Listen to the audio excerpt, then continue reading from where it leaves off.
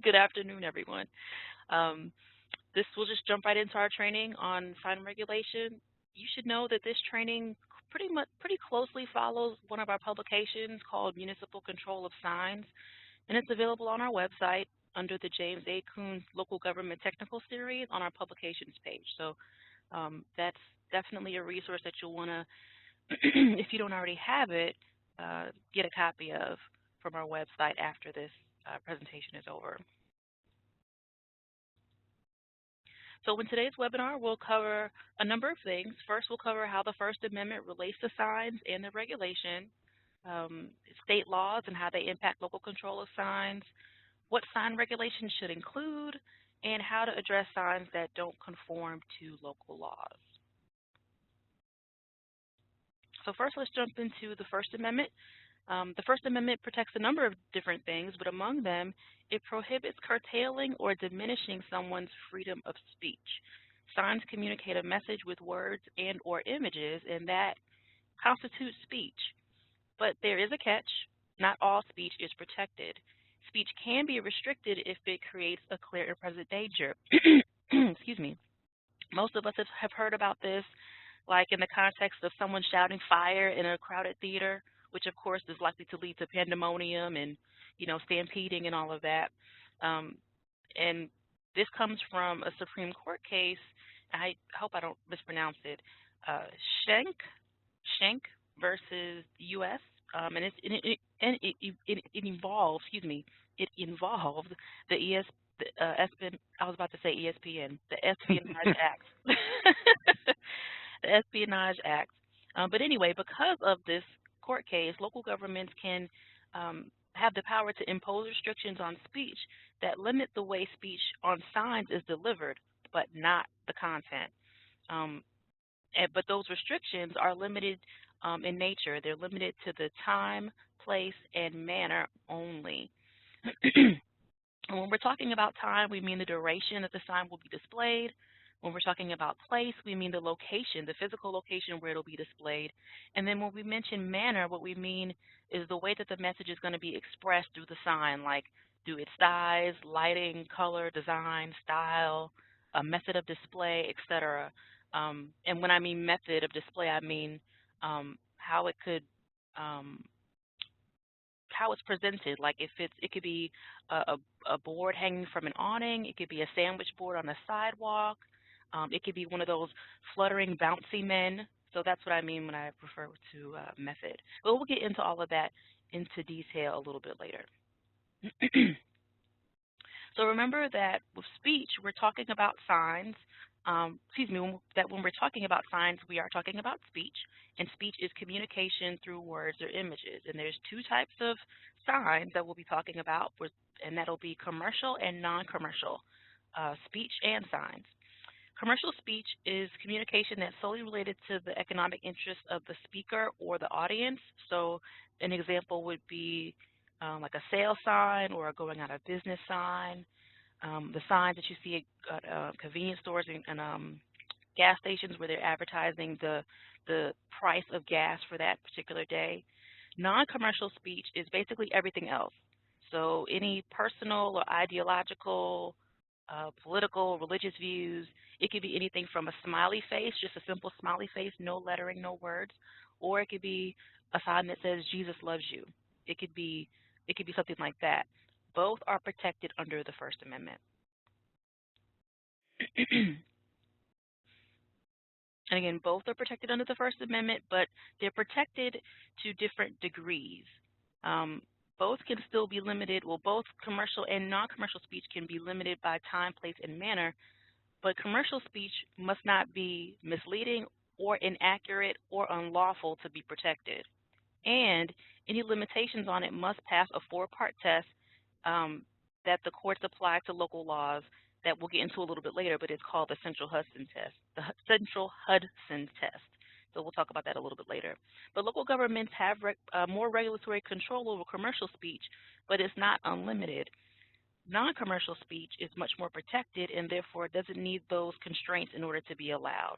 And Chris will get into non-commercial signs first, and he'll do that next. So I'll pass it on to him. Great, thanks, Ebony. I'll just say here as an extension of the introduction that this course, probably even more than any of our others, is front-loaded with really dense information at the beginning of the course. We always struggle, or we often struggle, to finish on time because we spend a lot of time on the early slides kind of building the case. But this course is especially packed with information at the beginning, and the later slides go quickly. So I almost feel like after this next section, we'll almost be done in some respects, just because this is the really hard stuff. So don't be shy about typing your questions into the chat box if you have any. So the non-commercial signs are the really challenging ones to regulate, and the Supreme Court, the U.S. Supreme Court, has a doctrine to test the infringement of free speech, and that includes speech in the form of signage. And that is, it's most fundamental, is the regulation content-based or content-neutral? And content-neutral regulations, even if the message is content-neutral, it will undergo some level of scrutiny if it's challenged. And we call it intermediate scrutiny. The regulations will be determined to be constitutional if they focus on time, place, and manner without reference to content, are narrowly tailored to serve a significant governmental interest, and provide alternative channels for communication of the same information. And we'll repeat all of this probably 4 times at least throughout this course. And these are very, and once you get that, you'll understand sign regulation. But I won't spend a whole lot of time on these details right now because they will pop up in later slides. If the restrictions are content-based, then all factors are heightened. The content-based regulations undergo the strictest scrutiny, and they're constitutional. They will be found to be constitutional only if they serve a compelling governmental interest, are necessary to serve that compelling governmental interest, are precisely tailored, and are done by the least restrictive means. The restraint on speech, except for obscenity, defamation, and fighting, are generally disallowed. In the case of Brown versus Entertainment Merchant Association, the U.S. Supreme Court made clear that it would be, quote, rare that a regulation restricting speech because of its content will ever be permissible, unquote. So the short story here, to sum up this slide, you will almost never find yourself in the position of regulating by content, certainly of signs that are commercial or non-commercial in nature. There is almost never a case in which regulating by content is justified. And if you remember that, you're most of the way there for in this very legal concept of planning and land use regulation. So again, to talk a little more about content neutrality, your regulations will be content neutral if they regulate the time, place, and manner of the sign. And we'll go into detail throughout this course about what is time, place, and manner.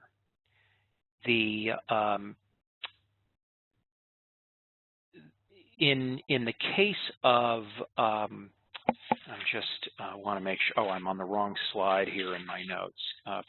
Bear with me a second. In this case, the other point, the other really important component to regulating any kind of sign, both non-commercial and commercial, is that it be narrowly tailored, the regulation be narrowly tailored to serve a significant governmental interest. That means that the regulation should be written in such a way, designed in such a way that it makes a connection between that it states the purpose of the sign regulation and the regulation itself connects and actually follows through with that goal, that they not be disconnected, that the actual regulation not be disconnected from the goal. And we'll give examples of that.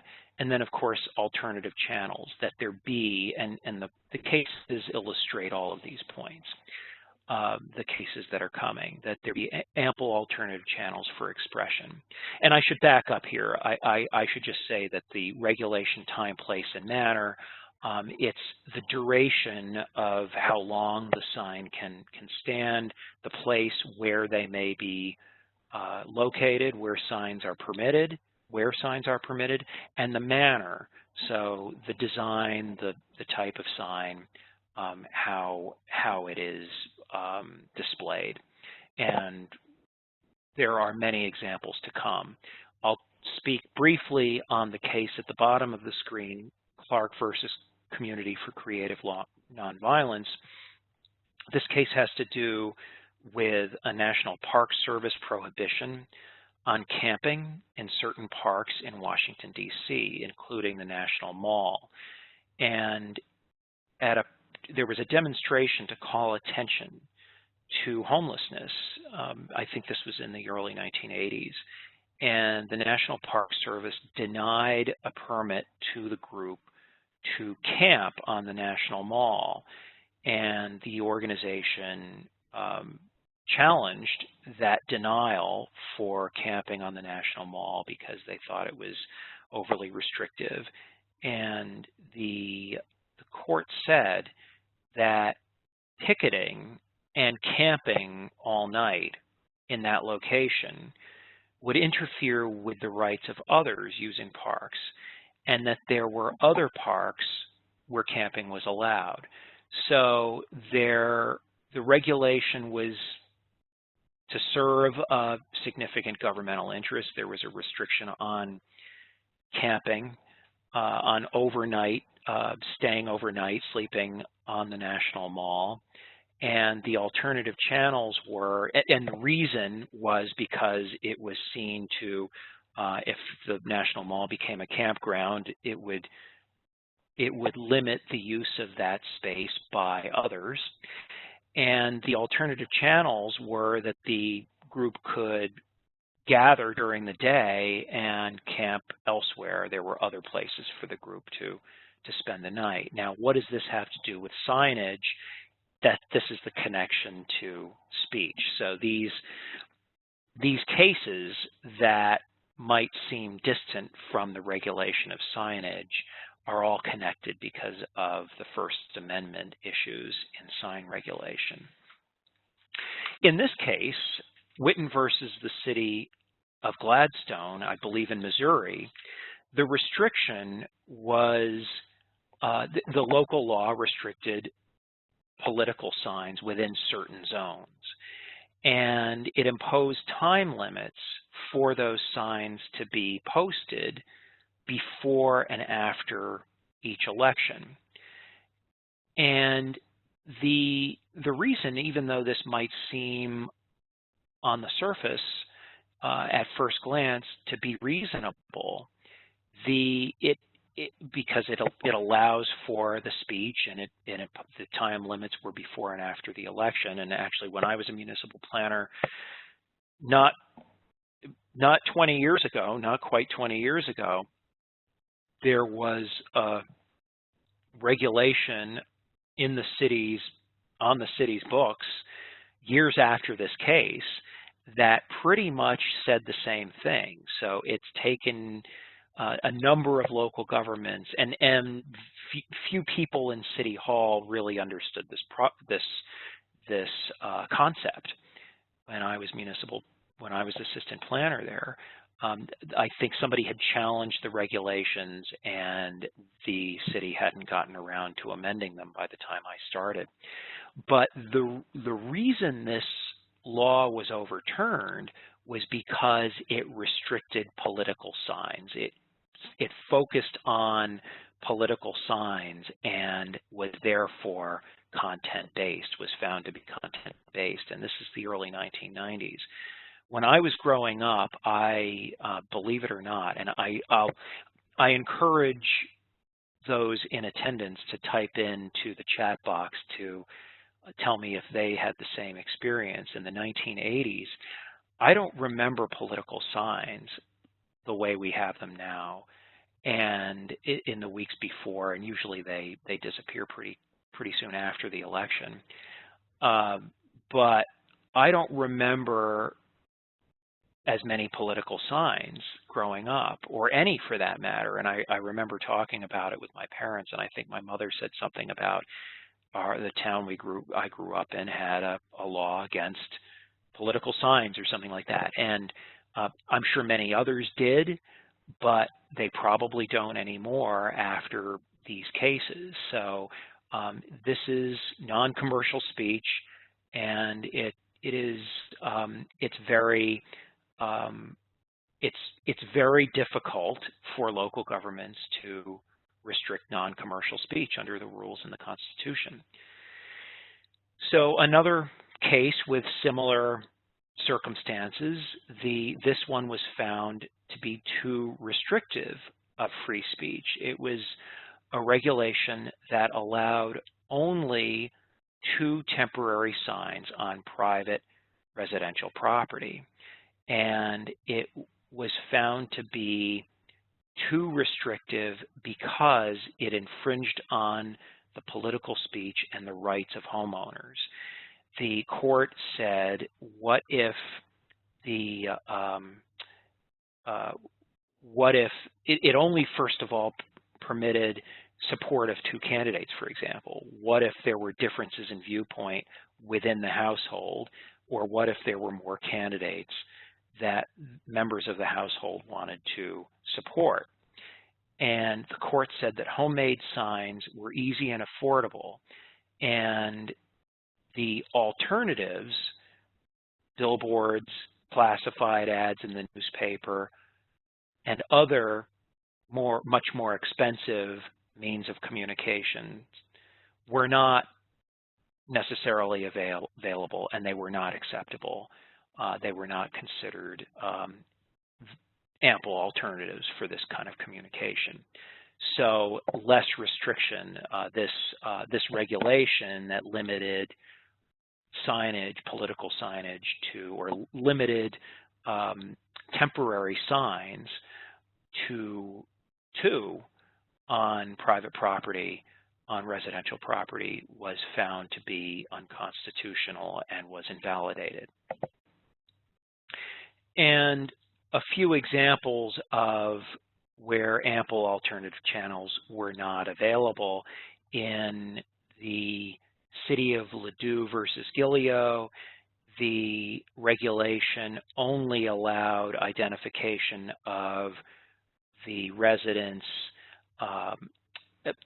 the address and the name of the residents in the household, and for sale and lease signs were permitted. So that was an example of commercial signs, sale and lease signs, being permitted, but other kinds of speech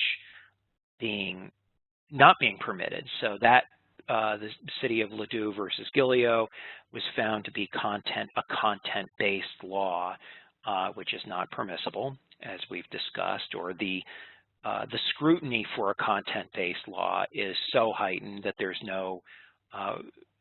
almost no way any local regulation would need to regulate content. and then a complete ban on posting of any lawn signs in Cleveland area Board of Realtors versus the City of Euclid.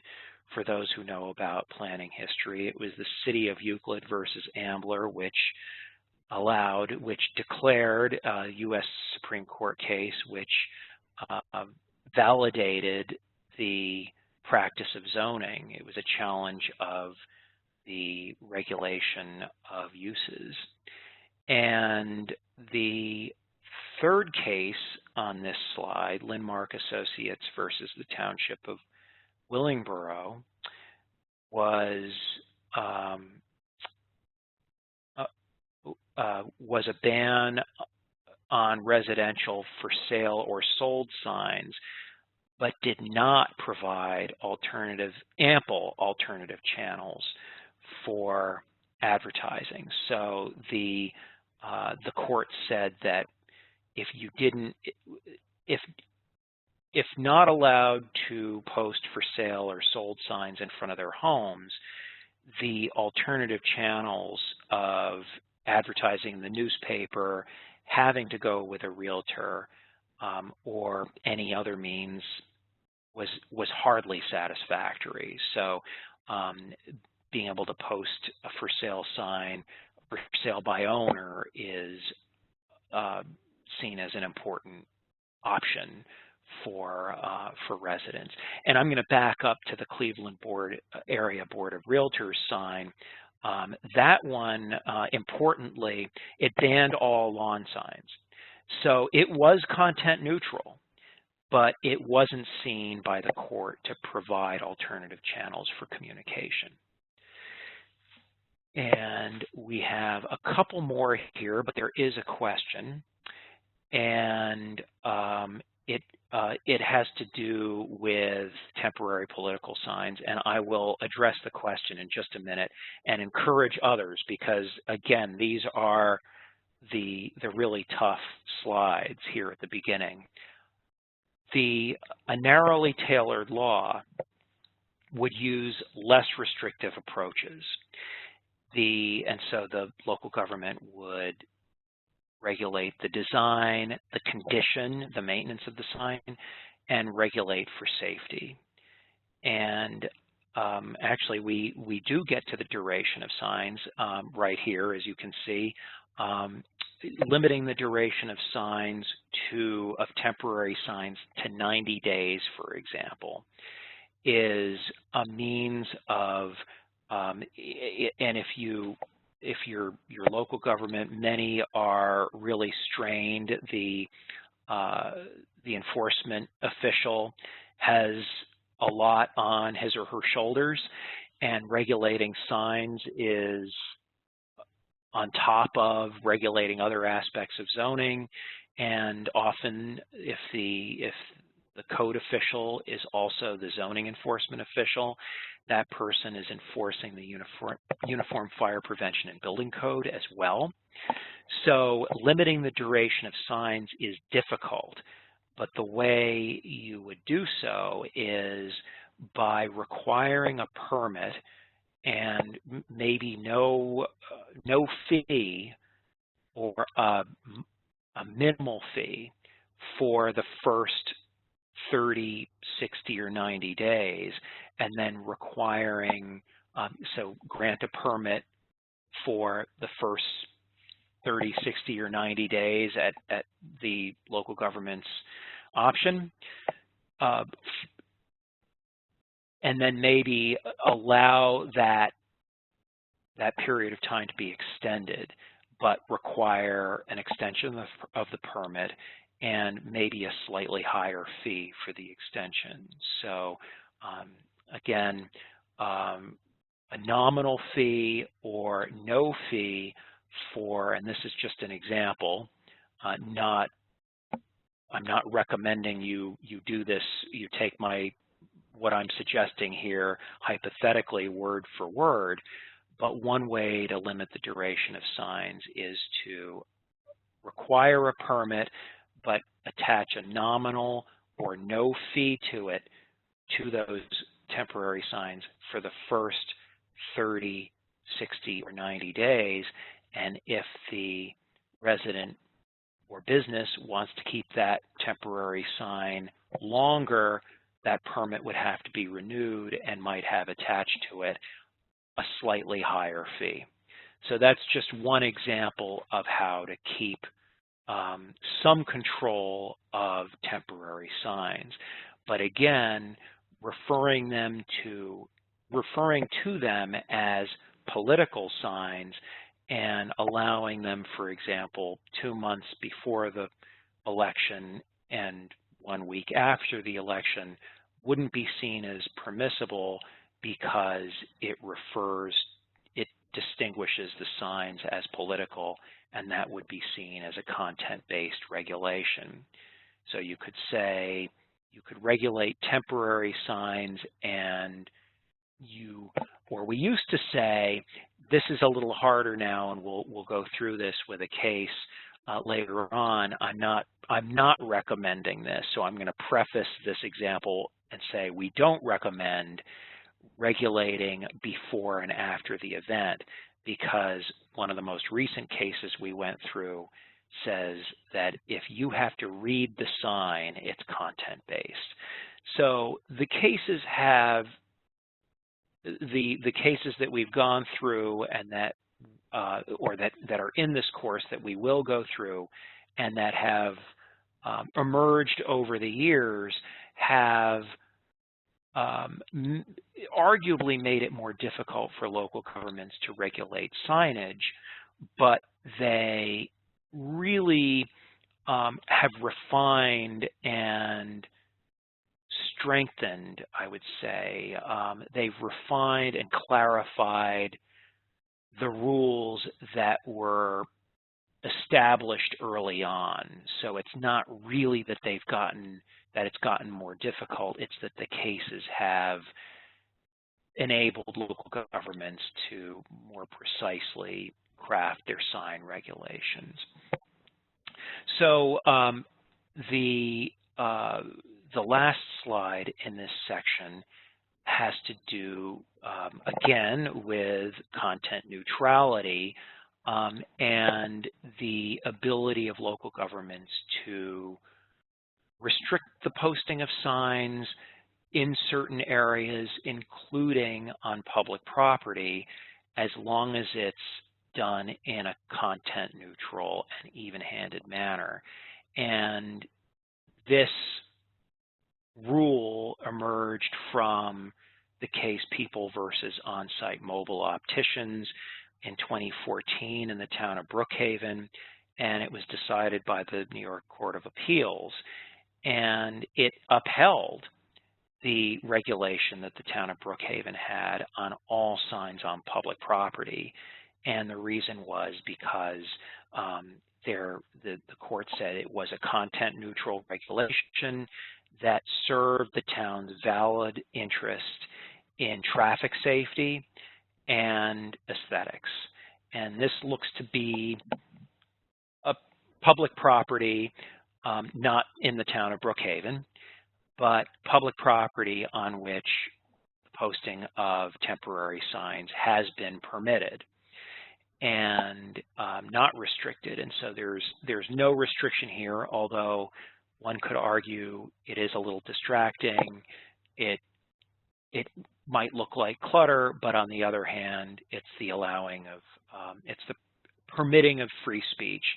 And local governments have a lot on their hands these days, and I think the permitting of this kind of free speech and signage on public property is generally allowed by those local governments. But keep in mind that if you as a local government want to restrict signage, all signage on all public property, or certain parcels, I think maybe certain parks or certain locations on the side of the road, I think if all signage is treated the same, that the law would likely be upheld because of its content neutrality.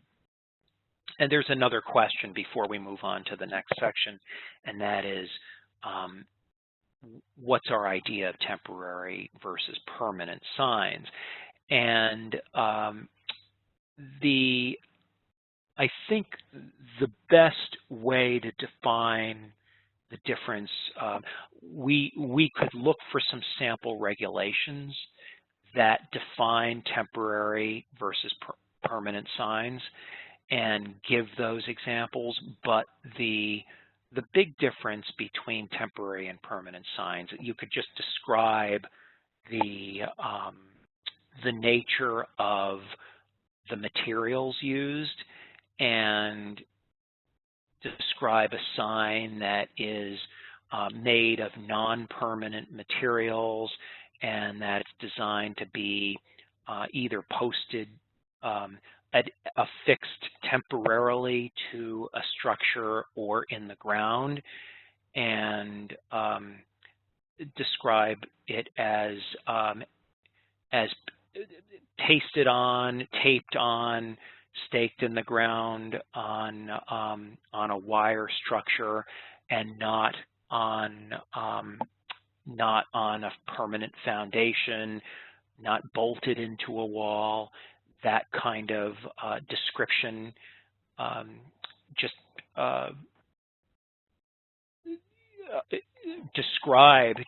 kind of description, I think, would be appropriate in your zoning to distinguish between temporary and permanent signs. And again, we can find some examples that state that distinction more clearly than I just did. And there's another question asking if New York State allows temporary signs right on the curb on New York State routes in the state right-of-way. I don't think there is, if there's a restriction on it, and I don't think there is, I don't think the state has that restriction, and if it does, it's not very thoroughly enforced, because I see temporary signs on the side of state highways all the time. So if there's a restriction on it by the state, I don't think that it's very vigorously enforced. I think that in general, local governments enforce these restrictions more vigorously, and in a political season, I just don't think. I think over the years, as local governments have their ability to regulate temporary signage has been defined by recent court cases, and it's become somewhat limited, or we've learned that that ability is limited. The laws haven't changed necessarily, the Constitution hasn't changed, but the cases have more, the stakes have become more detailed, and the courts have commented further, resulting in our realizing that the ability to regulate temporary signage is more restricted, and that I think that local governments pick their fights, and they will probably be more rigorous about enforcing the temporary sign laws after the election. But I think we can we'll check that question on whether the state has regulations on allowing such temporary signs as those in the photo in the state right-of-way. But my knee-jerk, my guess is that there is not a restriction by the state on that kind of signage in the state right-of-way. So I will turn control of the screen back to Ebony for a discussion of commercial signage. Okay, thank you very much. And you may want to, for the person that asked about that, That's definitely a DOT thing, so Department of Transportation thing. So they would start. That's where the regulation would be if one does exist. But anyway, commercial signs. So remember that the ability to place restrictions on speech apply to both commercial and non-commercial speech, or in this case, commercial and non-commercial signs. And just for giggles, I will just really quickly restate what we mean by time, manner, and place. Time is the duration, place is the location of a sign, and manner refers to the size, color, design, lighting, style, method, etc., in which that sign is displayed. But remember, and I mentioned this like really at the top of the presentation, that commercial speech and therefore commercial signs must pass a 4-part test called the Central Hudson test, and we'll get into that next. So these are the criteria. Each of the 4 criteria must have a yes when applied to a law in order for the law to be upheld. So the first criteria is it protected speech according to the First Amendment? If it can only be protected, it can only be protected if the speech is not misleading or relate to an unlawful activity. So that's important to remember. The second criteria is there a substantial government interest? So lawful, non-misleading speech is protected, so local governments must demonstrate a substantial interest that would be achieved by restricting the speech, like protecting the health, safety, and welfare of the public. And just to be clear, I want to make a note here. Non-commercial speech, that the government interest, rather, for non-commercial speech only has to be compelling, not substantial, which differs from commercial speech. For commercial speech, that a government interest must be what's considered substantial. The third criteria is, does the regulation directly advance that government interest? So if the regulation ineffectively or distantly or remotely addresses the issue that the government is concerned about, then no, it does not directly advance that government interest. So that's a no to that question. Criteria 4, is the law narrowly tailored to advance that interest? This basically asks, does the regulation only target speech that endangers the government interest? There can't be overreach, and that's what this is intended to eliminate. The regulation can't be too broad or used in place of maybe a less harsh alternative that would also work. And this case that's on this next slide is an example of that. So in the case of the Party of City of Nanuet Incorporated versus the Board of Appeals of the Town of Clarkstown, the ZBA denied a sign permit on the basis that the proposed sign was dissimilar in color and design when compared to existing signs in that development and or the immediate area. The ZBA wanted all of the signs to have the same look and feel. They wanted some type of uniformity.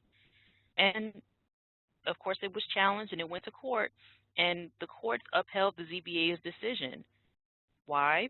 Mainly because the ZBA stayed away from content. They were not focused on what the sign actually said. They were just focused on the time, manner, or place in which it was presented. There was also a governmental interest that they had in protecting the safety and aesthetics of their community, and it was considered to be substantial, right? And the ZBA would have allowed the sign within certain parameters. So they didn't make the restriction one in which a less harsh alternative would work. They said no. I mean, if they want to conform with regard to color and design, it'll work. They can have the sign there. It's that this is the only issue that we're concerned with. So again, the ZBA decision was upheld in the courts. So in the last slide, we talked about commercial signs that are placed where a business is actually located, but this also kind of covers signs that are not where a business is located, like off-premise signs or off-premise advertising. Your first thought may go to billboards, and that's certainly true, but they're not the only type of off-premise advertising or off-premise sign. They can also be mobile, like on a sign truck, I'm sure you've seen one of those. We've seen this sometimes in Albany where it's just a little truck and it looks like a little moving truck, but the back part of it that would maybe house things, if you were loading up a truck, is very, very skinny, very, really narrow, and its main purpose is just to carry that sign around town, right? So that would be considered an off-premise advertising. Now, in New York State, the Court of Appeals has upheld local laws that prohibit all off-premise commercial billboards. In general, the government interest is directly related to traffic safety, right, and aesthetics that a community may have. They kind of naturally come along with the idea of protecting or promoting the health and safety and welfare of the public, right? Because community character, that's a function of that is whether it's aesthetically pleasing, if what we see fits with what surrounds it. And traffic safety, do we want to have vehicles unnecessarily on the roads just to show this sign? Again, so that are we contributing to traffic congestion with that? Are we contributing to other things that we care about as a community, like emissions and things like that? Right. So again, that goes back to kind of naturally jiving with the idea of promoting or protecting rather the health, safety, and welfare of the public. So in the case of Suffolk Outdoor Advertising versus Hulse, the town of Southampton banned all off-premise billboards and required the removal of non-conforming billboards by a certain date. Now, the law allowed owners to apply for an extension to have it removed at a later period, and it required the municipality to establish a public information center or a series of public information centers where business signs could be located in the absence of allowing these off-premise signs. Of course, it was challenged, and the New York Court of Appeals upheld the law, saying that the law was a valid exercise of police power because the rationale was based on traffic safety and aesthetics, and that even if it were just based on aesthetics alone, it would still be a valid use of police power. It was also upheld because the town wasn't regulating content, but place and manner, and the municipality had even provided a reasonable alternative. So that's a really good example.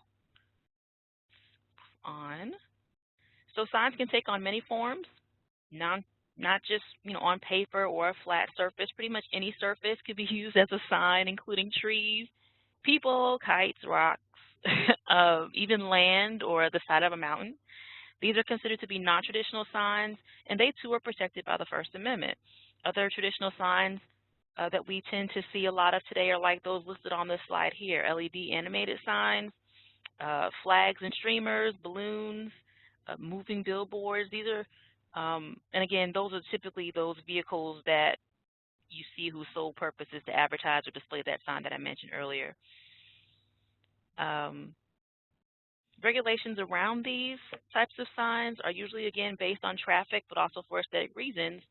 Municipalities can regulate them as long as they stick to time, place, and manner. And like Chris said, we're going to repeat the same things in some cases a lot, just to make sure that it gets across, because, again, this is pretty dense material, and some of these concepts are really key, and so we need to kind of dig in on some of those and repeat them. So again, municipalities can regulate them as long as they stick to time, manner, and place, but they must be sure to include non-traditional sign types in their definition of a sign. For example, a 6-foot sign on a 20-foot boulder was prohibited in one community, but it was overturned by the courts because even though they could regulate the manner in which a sign is displayed, their sign definition said a sign was a structure. And the courts concluded, well, a boulder isn't a structure, so I guess it's allowed, right? So because they had not included non-traditional signs or a listing of non-traditional signs in their definition, the sign was allowed. So again, you want to make sure that your definitions take non-traditional signs into account. It's just another way to kind of cover your bases. But getting back to traffic safety, municipalities can ban signs on vehicles when that vehicle's sole purpose is to display a sign. So those sign trucks that I mentioned earlier, again, a municipality can say, no, we're going to prohibit those. They serve no other purpose but to advertise and We have other initiatives and goals that are counter to what this is doing. We want to eliminate traffic. We want to eliminate congestion. We want to reduce emissions, etc. So in the interest of protecting the public health and public safety, we're going to prohibit these and get these off of the road since they serve no other purpose.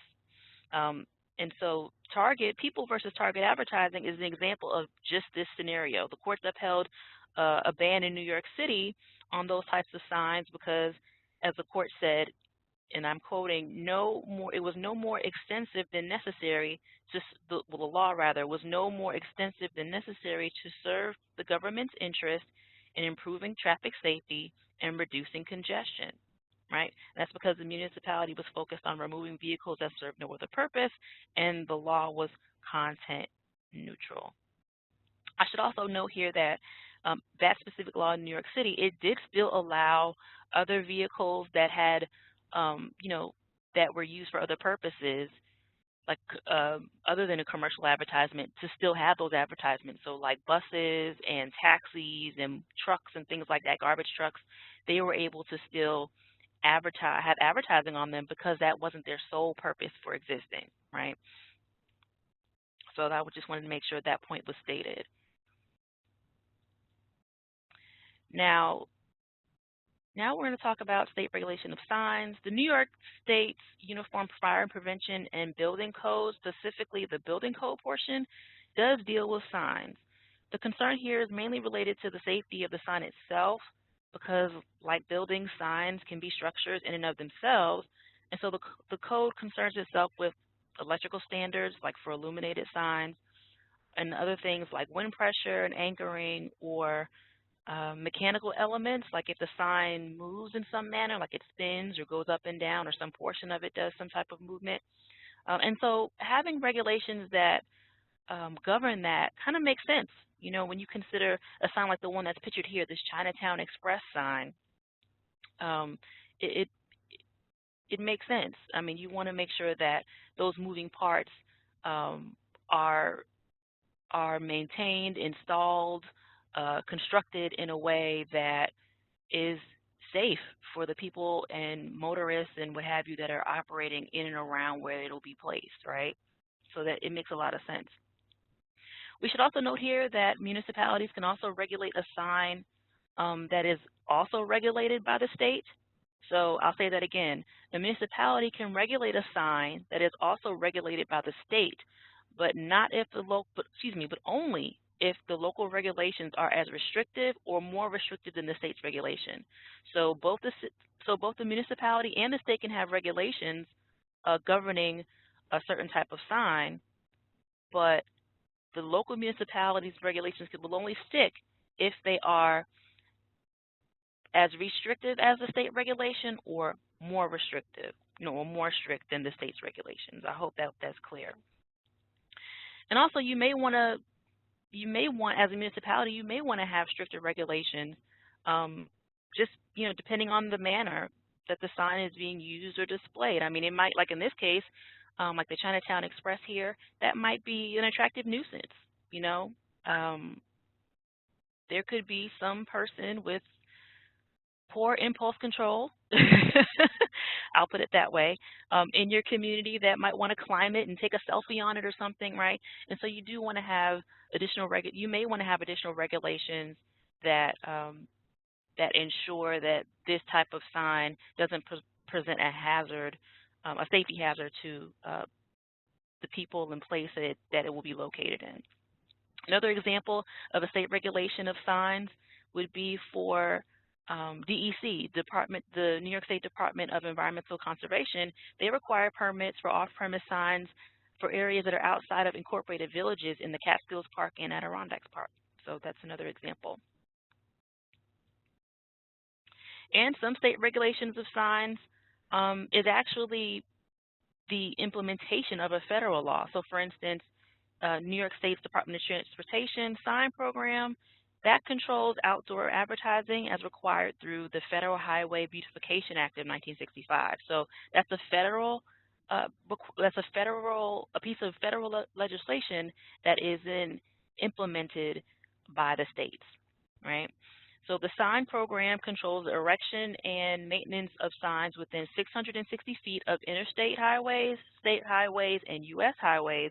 And it also controls signs that are more than 660 feet outside of urban areas that are intended to be read from an interstate or state highway. And in fact, it prohibits those types of, it prohibits signs in those areas outright.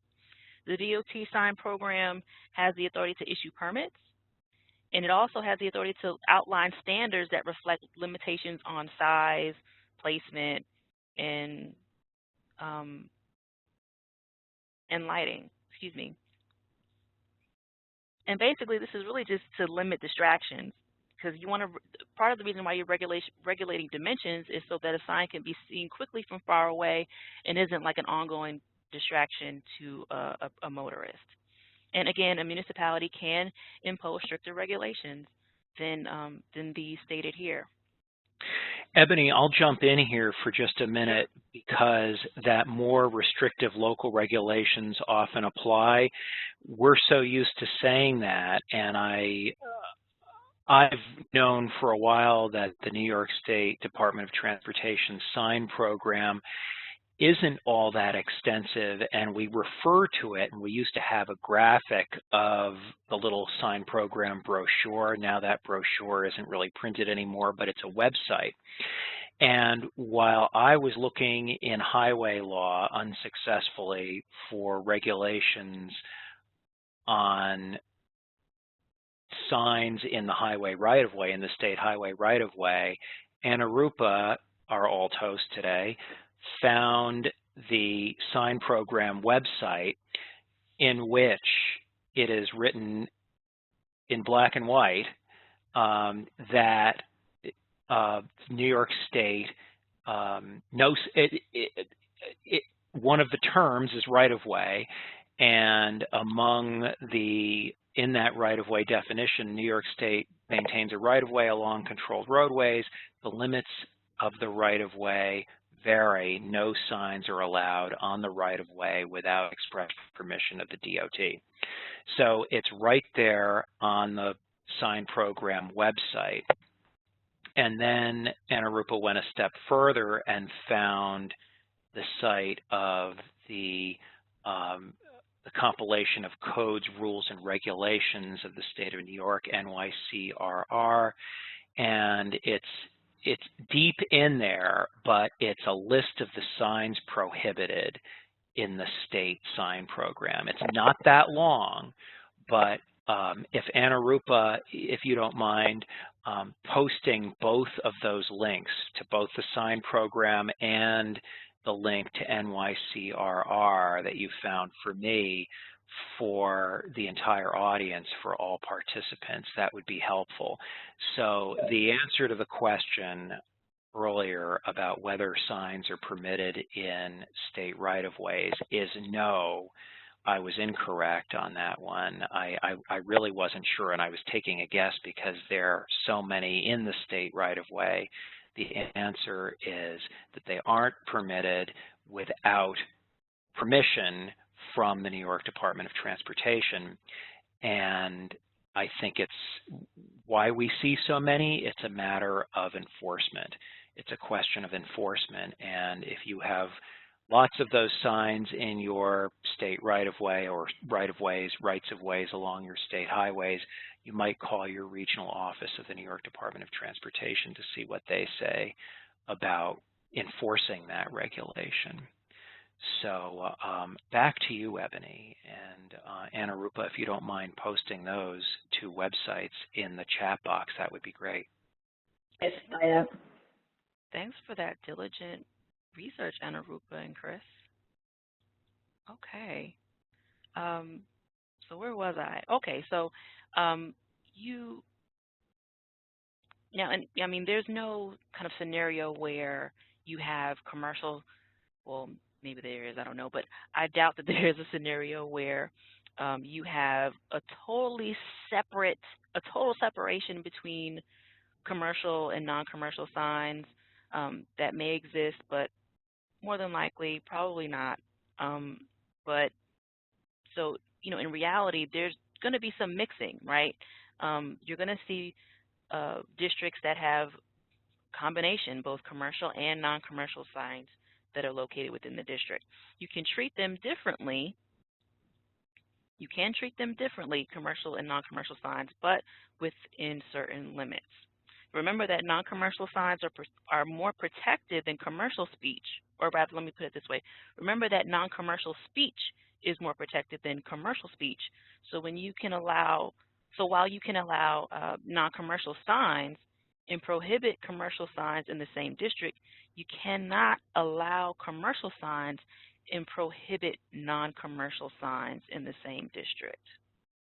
Can't favor the less protected type of speech over the more protected type of speech. Or to put another way, you can't regulate non-commercial signs more harshly than you do commercial speech in the same district, right? Because non-commercial speech is more protected.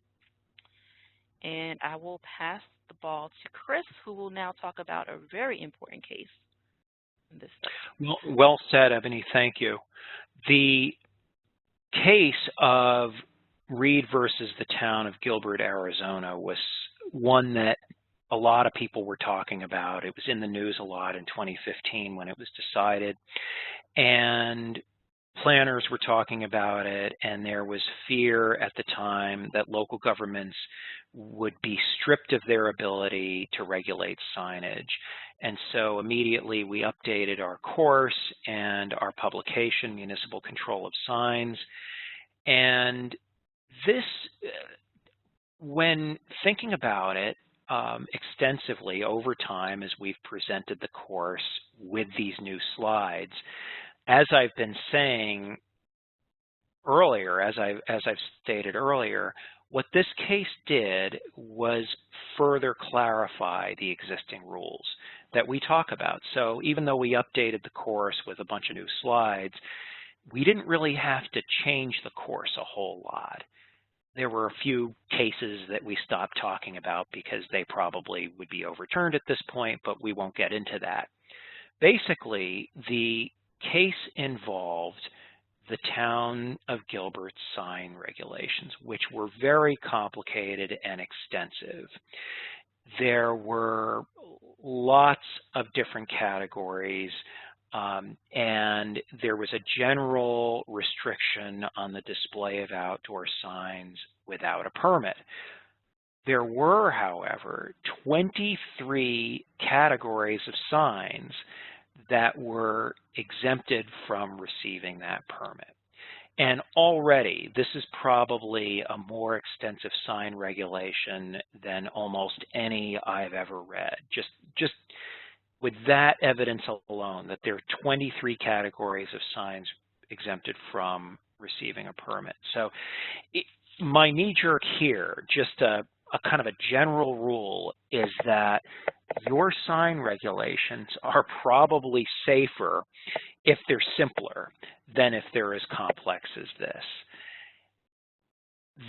This is just a sample of 3 of the exempted permits from, or the exempted types of signs that were exempted from receiving a permit. Let me say that again.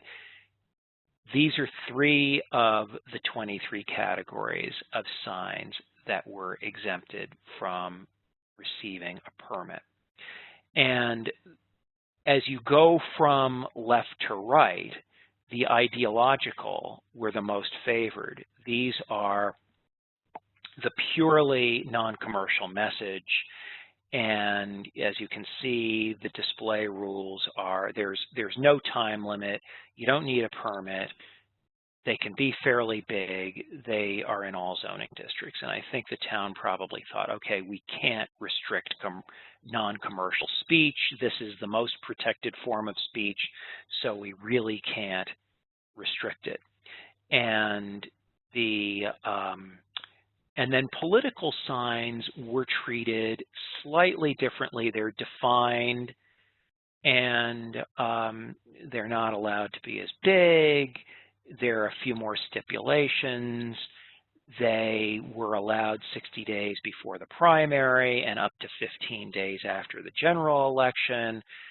they very thorough sign regulation here, but as you can see, these are favored less than ideological signs. And I'll just mention here in my notes, there was the question earlier about what's the difference between a temporary sign and a permanent sign. In this regulation, a temporary sign was one not permanently attached to the ground or a building, not intended for permanent display. So that's just one definition, but again, we can look for others for you if you'd like. You can email us at our general email address if you'd like some samples of definitions of permanent and temporary sign. Finally, the one on the right, which is the one that concerns, the one that really precipitated this case, were directional signs. So they were exempt from a permit, but they were most regulated. And these are signs intended to direct pedestrians, motorists, and other passersby to a qualifying event. So they were required to be quite small. They are limited to 4 per property, and they were allowed to be posted 12 hours before the qualifying event and must have been removed within an hour after the end of the event. And for those who have been listening to us going on about content and content-based restrictions, these restrictions, this very sophisticated and complicated law, it was content-based, right on its face, as the court said, and we'll get into that in just the next slide. Actually, the distinctions were, well, right here actually we start to talk about content-based. These distinctions were content-based, and the court said they would have to survive the strictest scrutiny. And these are illustrated, those 3 types of signs: the ideological on the left, on the top left, the political on the top right, and the directional on the bottom. And this is the one that concerns, the one that brought this case. It's a church that had no permanent location, and services would be in a different location every week. So the directional signs were set up to lead congregants to the service. And directional signs were also found by the court to be no more of an eyesore than, and actually it was found by earlier courts that directional signs were no more of an eyesore than any other kind of temporary sign. So this court, the Supreme Court in this particular case, called upon those earlier decided cases and said that the town of Gilbert failed to make the case that the directional signs that its law applies to created more danger. So the town failed to prove that these directional signs were more dangerous than any other of the more favored temporary signs. So remember the bottom point here: a compelling interest must be identified for content-based restrictions to survive a challenge. And this is just a quote by Justice Clarence Thomas, who ruled with the majority. And the point here is, I think, that the 3 types of signs and messages could potentially be part of one single message. So why distinguish between them? The ultimate, what ultimately came down in this case was that the town of Gilbert's sign regulations were content-based. And they were content-based on their face, and they did not, it doesn't matter that the regulation was viewpoint neutral in spite of the lack of animus, and this is from the case, toward the ideas that were expressed, the content-based restriction was not justified here, and opened the regulation, opened the zoning regulations, the sign regulations in Gilbert up to the strictest scrutiny of law, and the court decided that they didn't pass. So that's a bunch of slides and a lot of talk to say the town of Gilbert's regulations were content-based, and so they had to be revised. And the court said in its concurring opinion, it just clarified what kinds of regulations are justified, how local governments can regulate signage. They can do so by size and location, and these are time and place restrictions. They can adopt rules distinguishing between lighted and unlighted signs, and between signs with fixed messages and those with electronic messages that change. These are manner restrictions. And the court said that local governments could still adopt, that they weren't restricted from adopting rules that distinguish between the placement of signs on private or public property. And that goes back to our New York sign or our New York right-of-way question, and public, other areas, other public property, like the restriction of temporary signage on public property. That was upheld in the case, in the Brookhaven case that we went over a little earlier. And their rules distinguishing between placement of signs on commercial and residential property.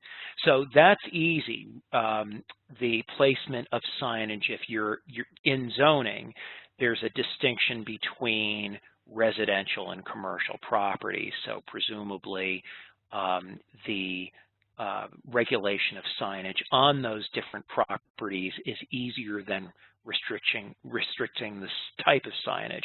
But as far as this court went, it didn't go as far as to say we can't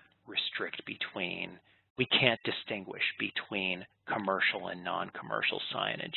That is the one aspect of content that we can still distinguish between. And Ebony and I have emphasized several times that non-commercial signage receives greater protection than commercial signage.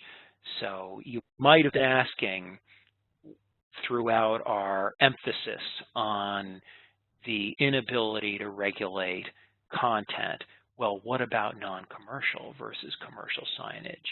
That's still a distinction that courts have allowed to remain. Finally, this is the last slide in this section. The court said that local governments were still able to adopt regulations that distinguished between on-premises and off-premises signs, and rules allowing a certain number of signs per mile, and imposing time restrictions on advertising a one-time event. And that goes back to my example that I gave in response to the question, can temporary signs be allowed to stand forever? No, they don't necessarily have to be. If your regulation, you might require that permit for a nominal fee and allow them to stand for 60 or 90 days before the permit has to be renewed. So that is the bottom point there, rules imposing time restrictions on signs advertising a one-time event. And Ebony's going to talk a little bit about drafting sign regulations in this next segment. And anybody, actually, we just finished, before we switch, before I turn the screen over to Ebony, I should just ask one more time if there are questions about the case of Reed versus the town of Gilbert, Arizona. And it doesn't look like there are any questions. So, Ebony, the screen is yours. Okay. Okay, so we'll talk about drafting sign regulations. Before I do that, though, it's important to note that we have another publication that can help you with drafting sign regulations or any regulations. It's called Adopting Local Laws. So now you have two resources, two publications to check out on our website: the Municipal Control of Signs, which is what this course is derived from, and Adopting Local Laws, which will cover all of what we're about to discuss in the next few slides. And at some point, we'll get that posted into the, excuse me, we'll get links to both of those posted in the chat box. Excuse me. Let's move on.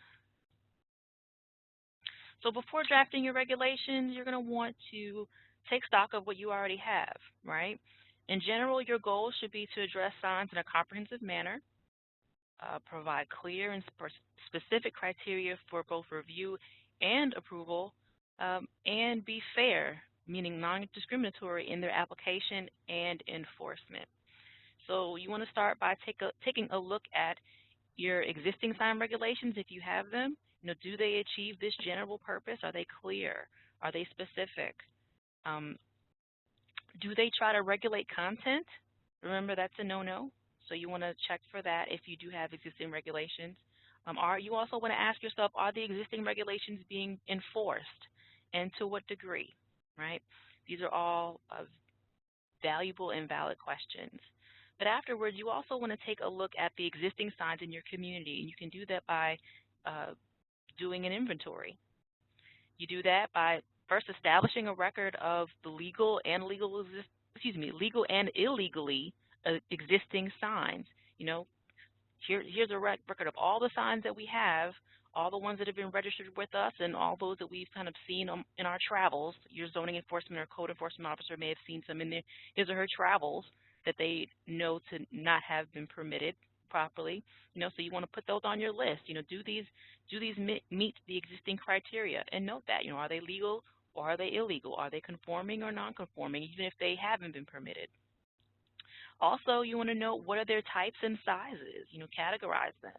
You also want to note which signs are consistent with community character and which aren't.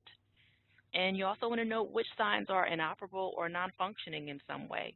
Some signs, and we'll get into these a little bit later, but there's a sign for everything, and you can pretty much do a lot of different things with signs. You can have them be illuminated, you can allow them to move, and make sounds, things like that. So you do want to note whether the signs in your community that do have those functionalities are operating properly.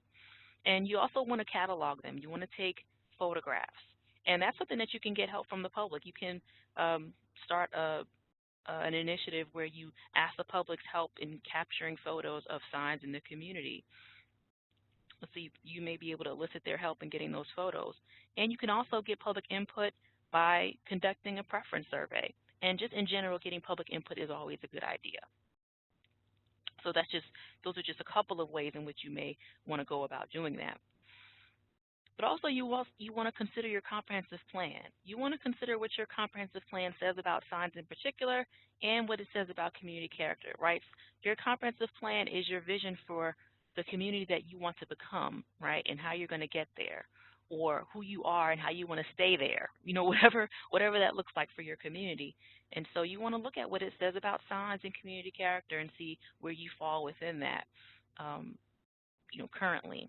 It's also important to note that, especially in the case of commercial signs, businesses have a need to advertise and be locatable, right? So you want to keep in mind their need for signs that identify them, that also advertise their goods and services or name. Also, their need to have signs that are both readable and not excessively expensive, right? Your goal is to balance these needs with the need to protect community character, aesthetics, property value, traffic safety, or whatever your goals, your substantial government interest is. You want to balance that with the needs of your business community with regard to signs, because they're valid too. Excuse me. Signs that can be regulated signs can be regulated regardless of whether a municipality does or does not have zoning. But of course, a municipality's options are more limited when it does not have zoning. If your municipality does not have zoning, you can regulate signs through a standalone law. But because you don't have zoning or zones, the regulation must be applied uniformly throughout the entire municipality. So the regulations can differ from section to section of the way it would if you had zoning districts. But if you don't have zoning, you can require a review of sign applications or signs that are proposed through site plan review. That is, if you have noted that if you have requirements regarding signs listed in your site plan law. So if you have requirements for signs in your site plan law, you can review signs through your site plan review process. Okay, and also you can pursue authorization. So you can grant the ability to have a sign through a sign permit. So those are what you can do if you don't have zoning. Remember, regardless, your law has to stick to the time, place, and manner, right? We've talked about that a lot. I'm not going to define those again, but it does have to stick to those so that you can place limits on size and where they can be placed based on property types. And you also want to include in your law how to appeal a decision, whether it's from a site plan review or the decision of a code enforcement officer on a permit. You absolutely want to make sure that your law indicates how to appeal a decision.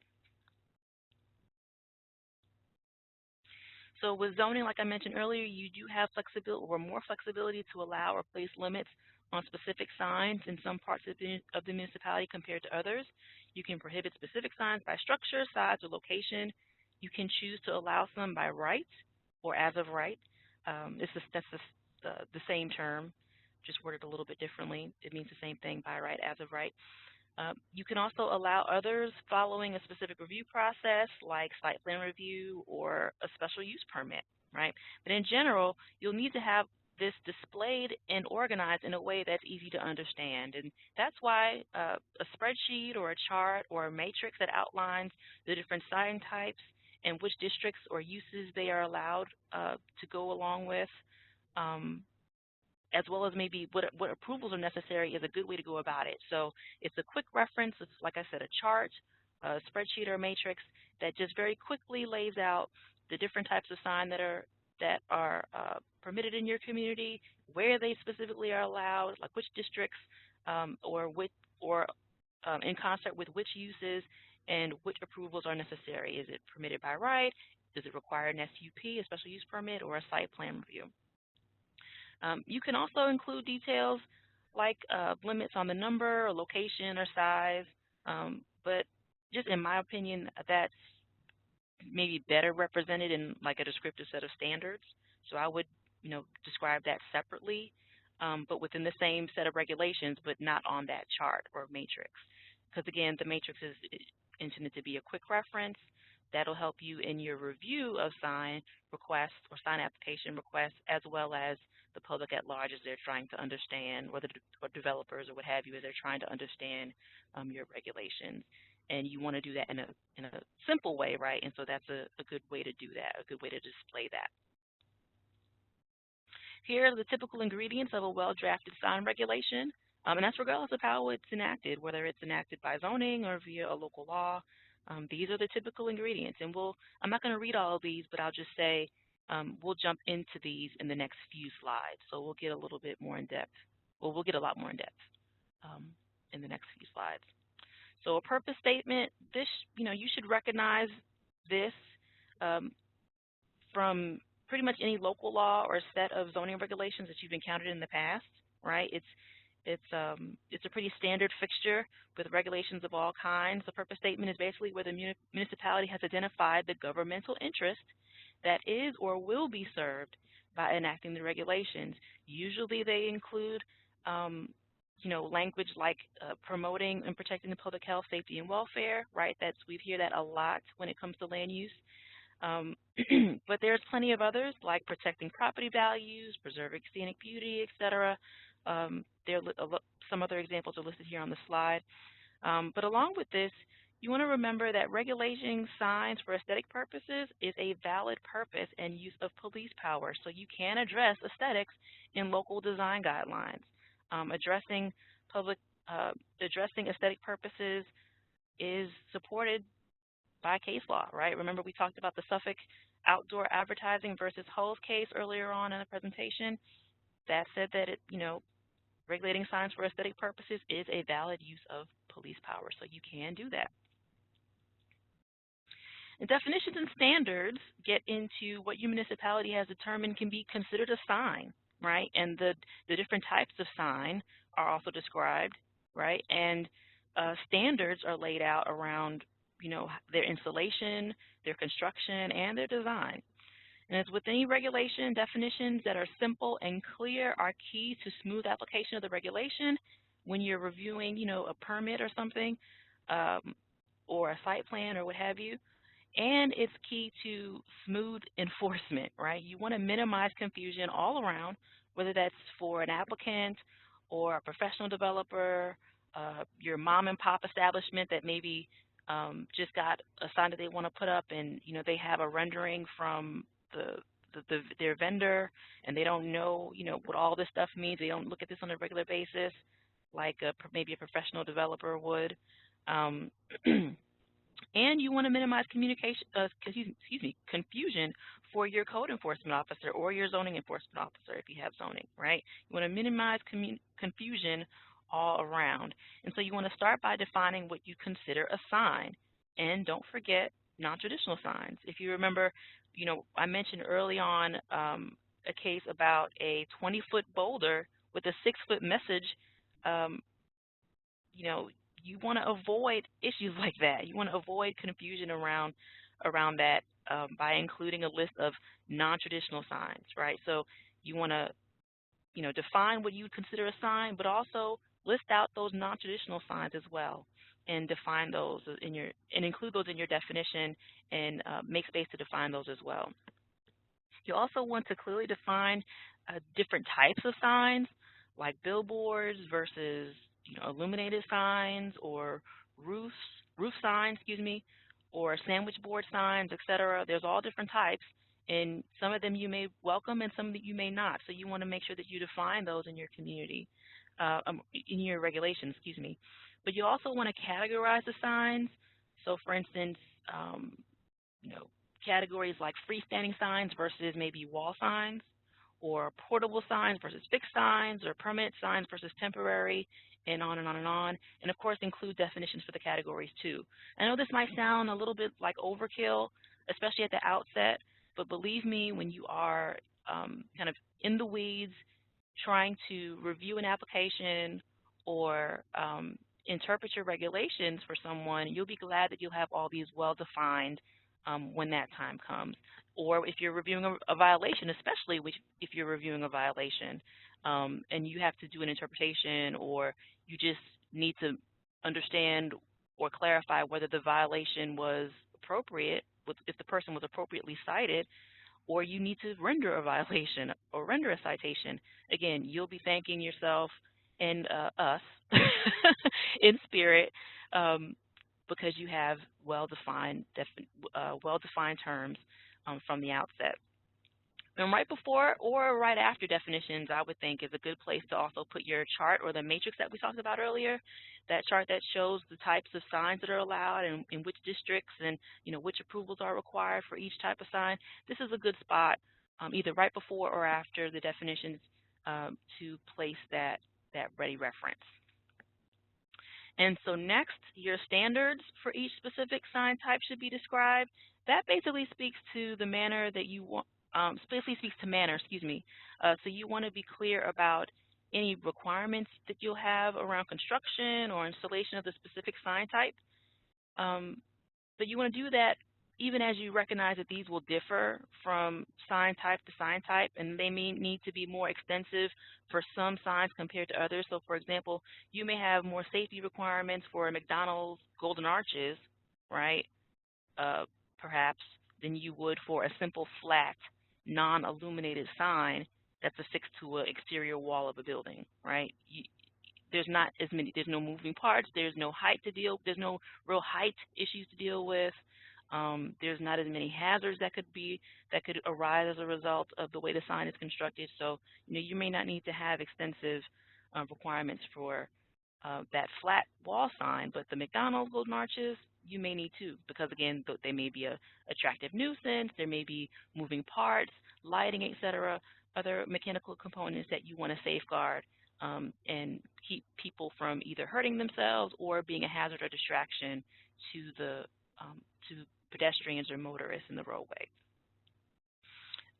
And this is also really where you may see a reference made to requiring compliance with a local or state building code. And that's kind of a quick and dirty way to refer to it. You could just, you have your standards, but then say, all features of this sign type must comply with the New York State building code, whatever. But that's kind of, you tend to see that in these situations referenced in that way. You may also have standards around materials that may happen. So, for instance, you may say, or that may be necessary rather, you may say that you want to limit overly reflective surfaces, for instance, right, because of, for traffic safety reasons or something similar. And you also want to typically find that design standards, you also typically find that design standards are included there too. And we'll refer to things like size, materials, lighting. But remember, you can regulate aesthetics, and often these factors have a legitimate impact on safety. So, for instance, in my former municipality, in a different state, they had limits on the amount of messages that an electronic billboard could show in a period of time, let's say like a minute or so. So you couldn't have more than X amount of messages in a 60-second period, and that was because moving text on a sign can be a distraction. It could be a safety issue as motorists try to read or wait, or even pedestrians for that matter, try to read or wait for messages to pass on a fast-moving electronic billboard. So that's just an example where you'd want to, where you would see that there would be a legitimate impact, or legitimate impact on safety. And next, I think we'll move on to design considerations, and I think Chris is going to start us off with that, so I'll pass the ball to him. Right. Thanks, Ebony. And I'll just add to the really good information that Ebony just provided that it's hard to think of everything. It's just like your zoning regulation, and I always say that the sign section of your zoning is almost like a mini zoning regulation in itself. And the challenges are always changing. And so you just have to build on what you have and try to keep up. And I think these days, one of the big challenges, and I've had a few calls on it, is electronic messaging and LED signs, and defining them properly. There was one where the town, I had a question from somebody in which the town restricted LED signs and moving messages, and the applicant wanted to appeal that regulation and have a small LED sign for a drive-through ordering facility. And the big question was, is it a use variance or an area variance? And I think we ultimately, between cases and discussions with our attorney and just logic, decided that if the regulation in the municipality was no LED signs, that there was no hardship to not have an LED sign. The applicant would have a really difficult time proving a hardship, and we decided that it would be a use variance, and the use variance would be very hard to prove, the 4-factor test. But the regulations, one size does not fit all.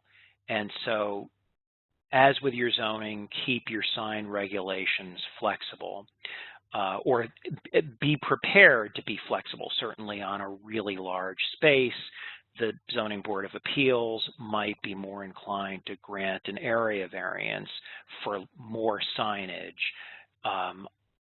in an area where the traffic is moving faster and square footage is just bigger in general than in a historic downtown, for example. And we're pretty well into the planning portion of this course, but another question came up, and it's very legally oriented. So I'll get back to the planning side and the design side in just a second, but I'll take the question. I'll address this question about non-commercial signs, and the writer says that there are non-commercial signs on a fence that are offensive, and they seem to be directed at the neighboring side of the fence. They face the adjacent owners. And that's the kind of signage, again, I think the local government would be hard-pressed to restrict that kind of First Amendment speech, First Amendment right for non-commercial speech, unless there is, it would have to be at the height where the scrutiny would be at its very highest, and I think that these are challenging issues, because I think a court would be hard pressed to say, no, that's an offensive sign, you have to take it down. It's only in the rarest cases where we used to have a case. I decided not to go on about it, but it had to do with protecting the safety of minors, and it had to do with pornography and protecting minors from pornography, and that kind of regulation was seen as that kind of content-based regulation was upheld. But it's very rare that your local regulation, your local signage regulations would have to go that far. And again, we can talk offline. The questioner is welcome to email us, and we can have a phone conversation about specific issues that are difficult to discuss generally in a course like this. And I'll just make one more point about non-traditional signs and offensiveness or perceived offensiveness. Ebony mentioned try to consider all kinds of signs for non-traditional signs. Well, we had a question once when I was presenting this course, one of the first years I was working for the Division of Local Government with one of our attorneys, and a question came from the audience about a sign for a woodworking, a wood sculpture studio, in which the owner was annoyed at a neighbor. I believe it was a neighbor. It might have been the municipality. And it was a wooden sculpture carved out to look like a fist with a middle finger raised. And the attorney and I both we discussed it a little bit, and we decided that would probably not rise to the level of being offensive. And the questioner just clarified, and I think we should talk offline about it, and maybe have a conversation about what was offensive in your municipality with one of our current attorneys now, to see what she says. I'm not going to say any more about that particular one, but the back to design considerations. So again, there's a high threshold of what would be found to be offensive. For types of signs to consider, and this is just for your information, a lot of this is terms defined, and we'll go through. You have to consider the setting of where what signs are most appropriate. And I won't go through each of these on the list because we're going to go through them with graphics in just a minute. But consider those designs for the purpose of your businesses. And just a little story from one of my colleagues. A few years ago, we were talking about sign regulation, and she used to work for one of the cities in the Capital District, and she said, well, our mayor said the sign was okay as long as it was legible. And legibility is something that you want to promote, but it's not necessarily something that you can regulate because that's content.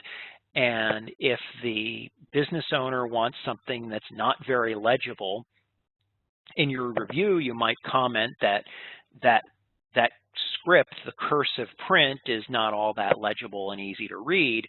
But if it's what they choose and your regulation doesn't go as far as to regulate font, a standardized font, it's probably best to let it go. So where design considerations, and this goes back to the point, one size does not fit all.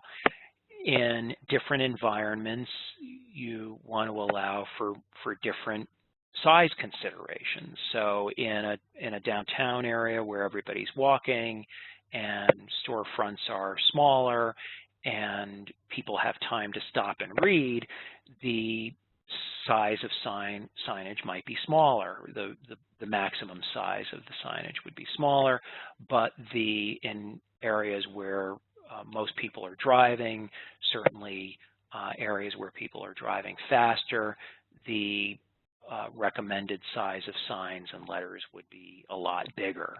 But it's, as with zoning, the extent of your sign regulations is up to your local governing board, and your planning board and zoning board of appeals could make recommendations based on what they found in their experience as what's appropriate, what's most appropriate for the community. Sometimes sandwich board signs are restricted for safety, especially if sidewalks are fairly narrow or are subject to high winds.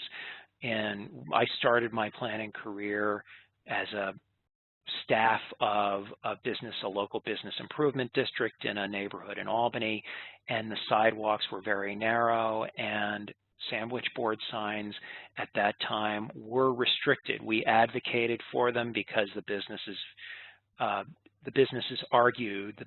in our district argued that they were very effective, that they could demonstrate, that they were a real sign that the business was open and people were there, and they really drew lots of customers. And just earlier this week, I went to a small market on Monday that usually has a sandwich board. It was a really windy day, and I didn't see the sandwich board, and I thought, oh no, they're closed. And then I thought, no, they have it in because it's so windy. No, they were closed. They're closed on Mondays. So that sandwich board really speaks to regular and potential customers. Canopy signs, and again, this is where the size and percentage of the face would influence how much text and graphics, brand graphics, would be permitted.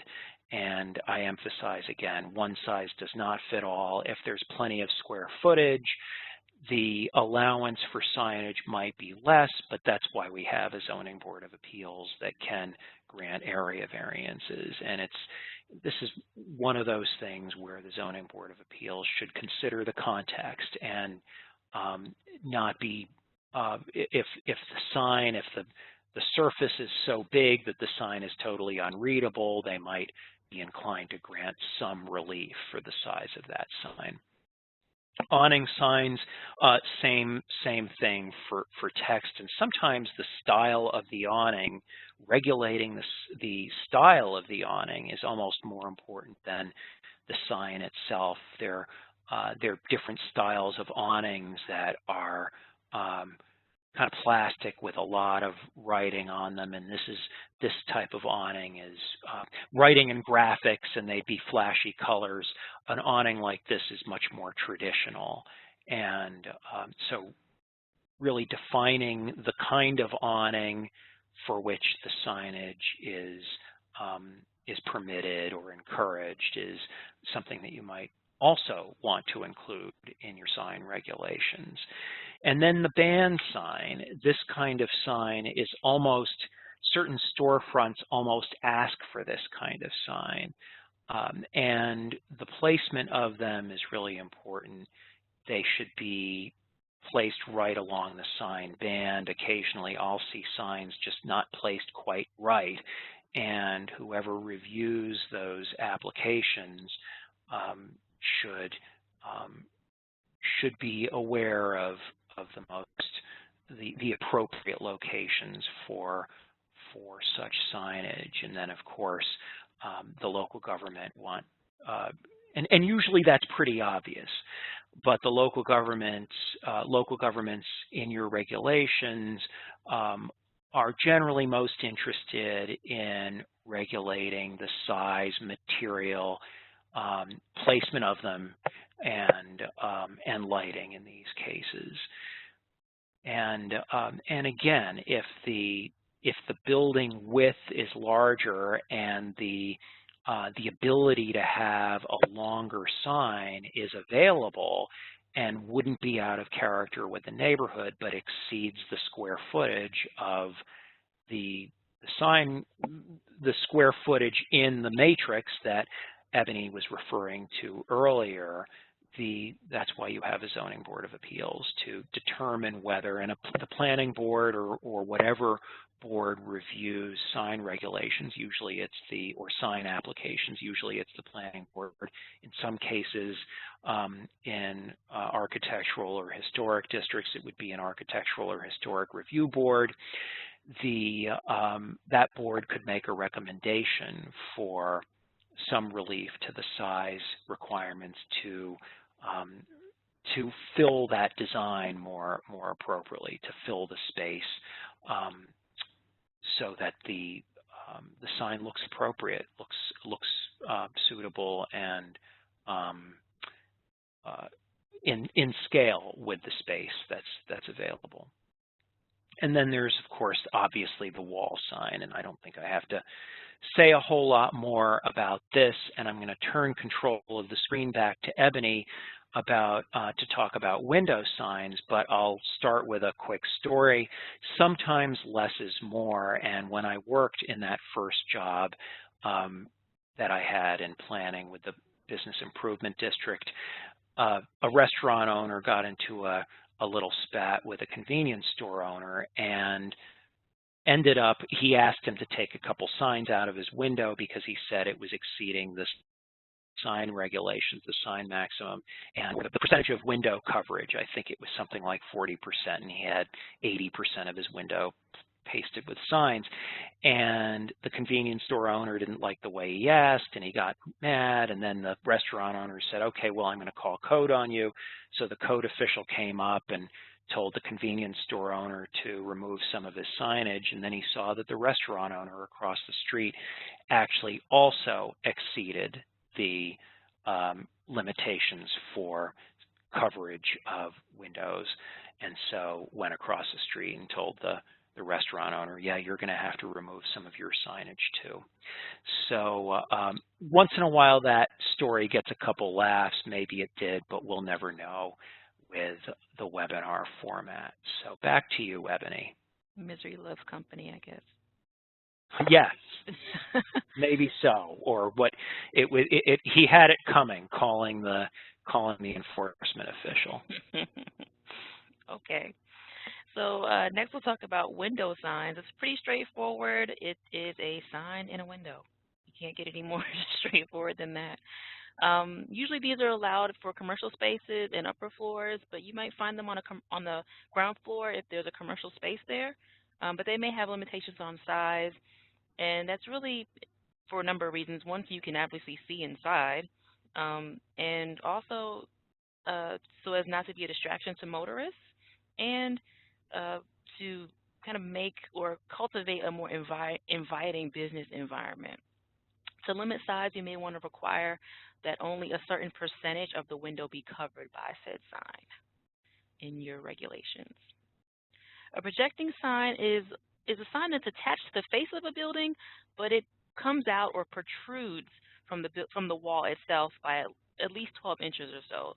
For safety reasons, you want to make sure that they're mounted high enough to clear pedestrians that may be walking beneath them or below them, or at least about 8 feet. I believe that's what's recommended. But similarly, they shouldn't be any higher than a second-story window in a multi-storied building, because obviously the higher up they are, the more damage they can cause to things and people if it falls on them from that higher height. And with these, you'll want to require that any lighting be downcast to shine down on the sign itself, not necessarily onto passersby, and that any mounting hardware be also decorative as well, so that it can be incorporated into the sign's design, kind of like what you see here. and the lighting that was on, I think, the band sign, yeah, it was decorative and just seemed to fit.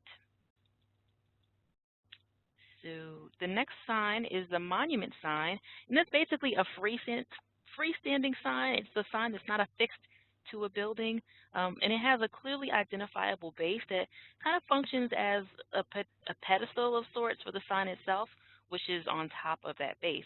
The base is usually somewhat wider than the sign itself, but these can vary greatly. I'm sure you've seen them near entries to a gas station or a shopping development. Some of them have attractive stone bases, and they're surrounded by similarly sized or scaled landscaping or lighting, while others may just be pretty basic. You know, it's just bare metal and plastic. There's no kind of decorative aspect to it or shielding aspect to it. It's really up to the municipality to determine what you want these to look like, and it's best to require what you want to see up front, because you can't be guaranteed to get what you ask for otherwise. So, you know, requiring it, you'll get it, but if you leave it up to the applicant, you're likely to get the bare minimum. So you want to, if you want something like that, you'll need to, you know, require it. And the same is true of things of like lighting and landscaping. You can require those things. Just stay away from the message, you know, the content itself, as is true with all signs. Next is a pylon or a pole-mounted sign. I'm sure you've seen these many times along a highway. These are often quite tall because they're meant to be seen from afar, and when you're on the highway, you know, zipping by on the highway. They're also completely separate structurally from the building itself.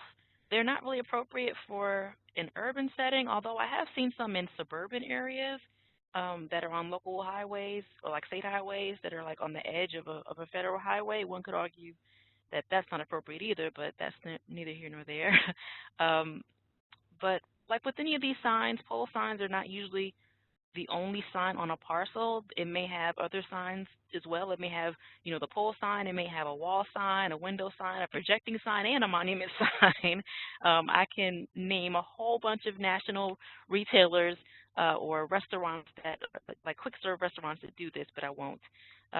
But there's typically only one pole sign on these sites. Like you'll see, they may have a plethora of other types of signs, but they're usually limited to one pole sign. Now that pole sign may, depending on the municipality's requirements or restrictions, may have more than one sign affixed to the top of that pole. Like I've seen signs where there's a pole sign, there's a sign, and then there's at the top of it, and then on top of that sign there are mounted various other signs. So again, it depends on your regulations, what you want to allow or limit. The pole signs may also have moving parts or be illuminated, so you'll want to make sure that any mechanical elements are screened from public view. And you can also, like we mentioned earlier about having usually only seeing one pole sign on a parcel, you can also certainly limit these to one pole sign per parcel and make that separate from the limits, the number limits on any other signs that may be allowed in that district on that parcel. This is a Marquis sign. This is an example that's not too far from our offices in downtown Albany. This is a sign that is attached to or supported by a permanent canopy. Usually you find these on theaters or performing arts facilities and in historic areas. The sign usually has a changeable face on some portion of it that allows you to display current or upcoming events. This one in Albany has an electronic sign on the front that changes or moves text and images across the face over a specific time period. Okay, so next we're kind of running out of time, so I'm going to kind of try to blast through some of these. Next we'll look at how some signs are illuminated. This is a neon sign, pretty straightforward, a lighted sign, and usually in bright neon colors. It's meant to attract attention. There's a broad spectrum of these. You can have those that you may see in a shop window, like at a convenience store, that say open or close, all the way up to something like this or beyond. They can be tastefully done in a variety of settings. This is the indirect or external. This is where the lighting is not included within or inherent to the sign itself.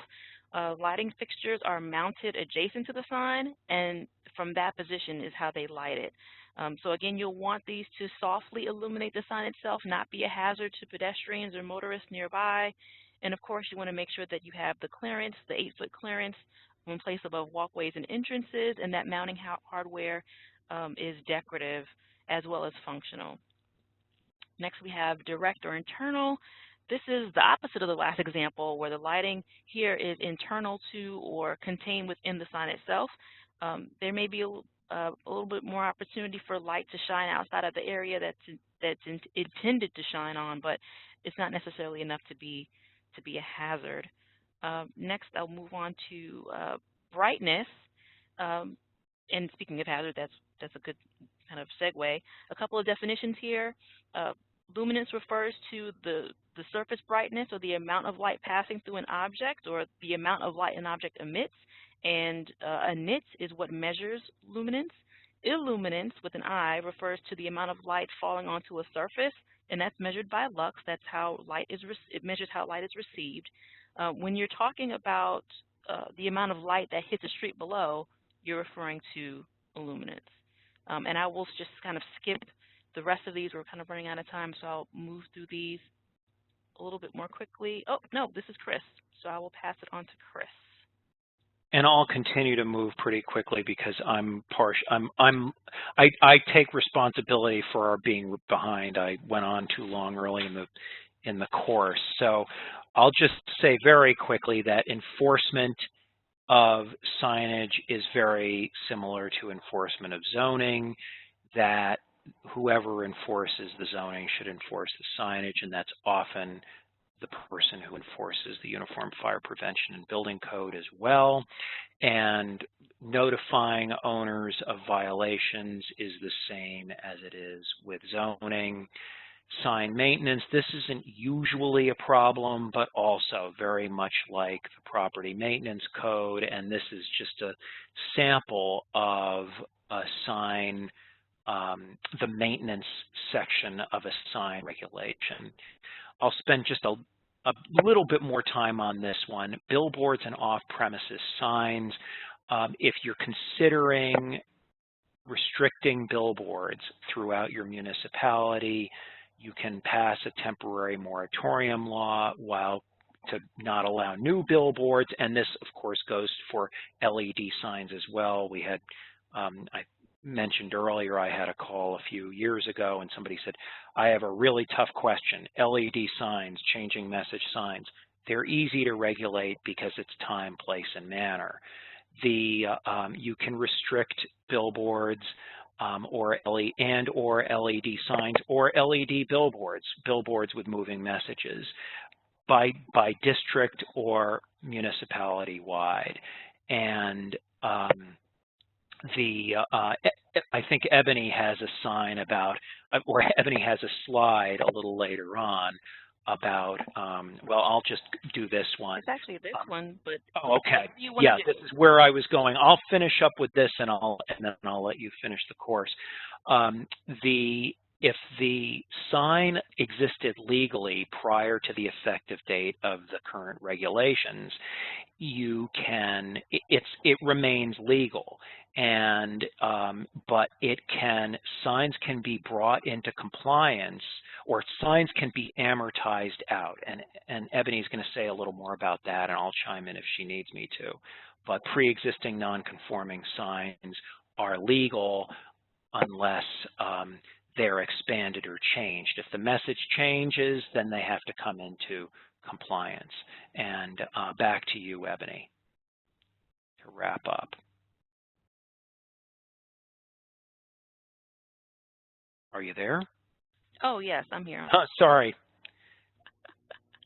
Sorry about that. Okay, what was the last point that you said? You said that if there's alterations to the sign, then it has to. Yes. So if the sign no longer complies, let's say that it's larger or it's backlit, let's say, and the new regulation says it'll be new signs must be lighted from outside, but the sign itself, somebody wants the name of the business changes, and so they're going to put something new in, they have to comply. And if nothing on the sign changes, if the sign just remains, then it should be it can be amortized out. And I think that I'm getting ahead of myself again. I'm sorry, trying to finish up. It's okay. Okay, so yeah, in effect, if you're making a new sign by changing it in some manner, or you have improvements or maintenance that takes it beyond its original condition, you're basically voiding, that owner is basically voiding their own protected status. Well said. It's no longer pre-existing. Exactly. But regulations can also terminate protected status when it's replaced by another non-conforming sign, or abandoned for a specific period of time, or the use on the site changes as noted on this slide. But keep in mind your regulations will need to specifically list these conditions in order to revoke a non-conforming sign's protective status. So it can't just be, oh, well, this is generally how it's done. No, your actual regulations need to note, like, under these conditions, this is when a non-conforming sign has lost or will lose or have its protective status revoked.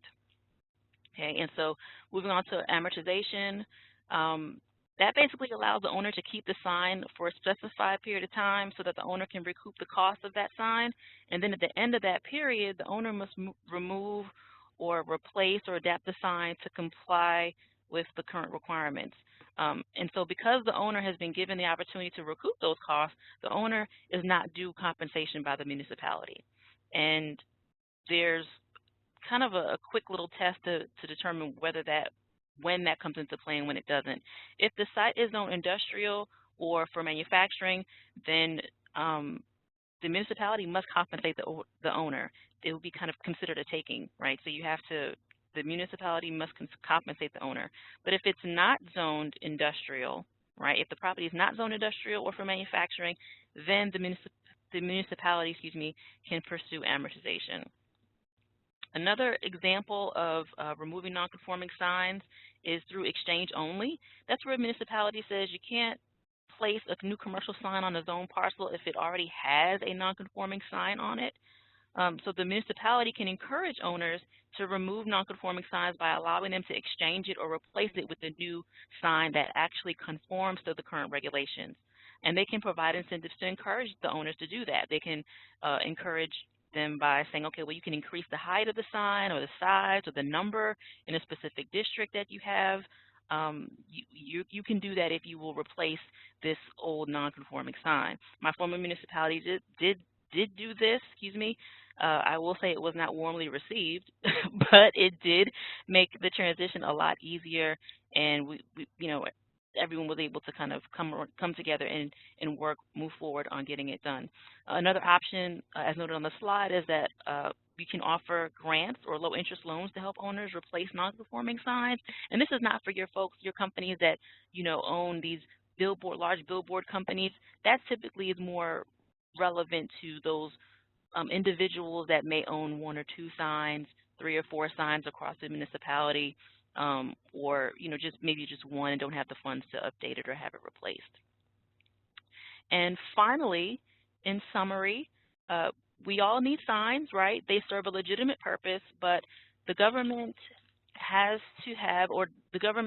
a significant interest in regulating them and can do so as long as they stay away from content, right, and stick to focusing on time, manner, and place. Remember, non-commercial signs, for non-commercial signs, the government only needs to have a compelling interest to regulate them, and for commercial speech or signage is more protected than commercial speech. So you cannot treat commercial signage more harshly than you cannot treat non-commercial signage, more harshly than commercial signage.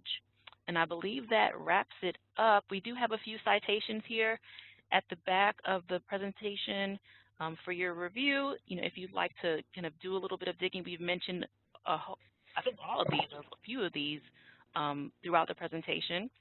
Yeah, we talked about most of them, and you can stay on the last slide with our phone number and email address. The general email address, we direct you to our general email address if you have questions, because if you call, you'll be able to leave a message, and we'll get that message when our secretary checks our voicemail, because we're not in the office. We're still working remotely because our office is so densely populated. But way to finish up, Ebony, and sorry to hold us up and to get no, you were great. To jump the gun on amortization. You really did those slides justice. In closing, one more thing. Oh, sure, of course. Really quickly, just to let everyone know and remind them that the resources that we mentioned, the other publications that you can refer to that this presentation closely follows, like the Municipal Control of Signs, as well as the Adopting Local Laws in New York State publication, the links are posted in the chat. And if somehow you missed that, Anarupa did that, thanks Anarupa, but if you somehow missed that, you're free to go to our website and check out our publications page, and you'll find it there. And that's all I'll say. Great, thank you, Ebony. And in closing, we have a question about whether the slides will be available through email or a link. And if you didn't receive those, I think I sent them to David to distribute to everybody, but if you signed up after he distributed them, I did send a copy to a PDF to Sarah, and so she can distribute them again with your certificates. So Sarah has a copy of the PDF. You can email her or email any of us. You can send an email to our general email address, and we'll reply with the PDF of the packet. And then there are a couple other attachments, including the amortization schedule for Billboards and a couple pages of the Reed versus Gilbert, Arizona case. And if there are any questions, if there are any other questions, we can stay on for just a minute or two. But I would say we're sorry we went over by a few minutes here, but that about does it. There was a comment about those of us enforcing sign regulations. My story about the feuding businesses sometimes creates cascading problems, and one person complains about somebody else, and then all the enforcement has to be, everybody has to be enforced evenly and equally, and it's, if everybody's sensibilities are heightened over things like that, that creates a difficult situation. But ideally, enforcement officials would have the time to really notice what stands out and what's inappropriate. Anarupa, did you have any other questions come to you that we haven't addressed? No, not really. So okay. I think both of you have covered all the questions.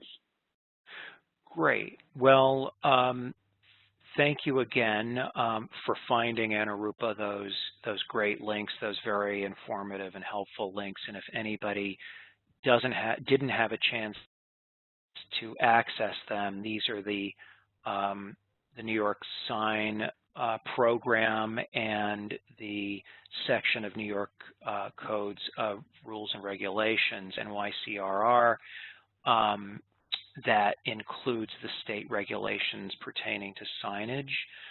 Let us know and we can send you links by email. And if you have any other questions for us, use our email or leave us a message at the office. And thank you, Sarah, for organizing this and for having us. And we'll be available at that email and that phone number if you have questions in the future. And thank you for your service to your boards.